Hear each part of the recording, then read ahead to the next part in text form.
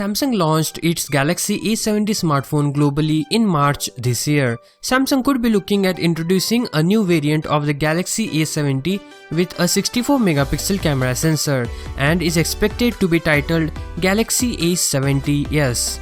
Samsung Galaxy A70s will be the first phone to arrive with a 64-megapixel camera sensor. We have seen many phones which implement pixel binning to get a 48-megapixel photo from a 12-megapixel lens, and the same technology is used here by Samsung in creating 64-megapixel photos.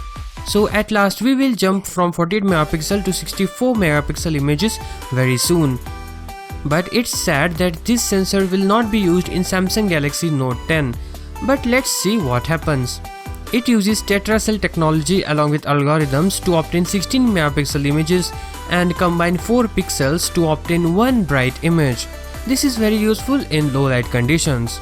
In addition to that, the GW1 sensor supports HDR up to 100 dB, which helps to increase the vividness of colors and the slow motion in Full HD at 480 fps.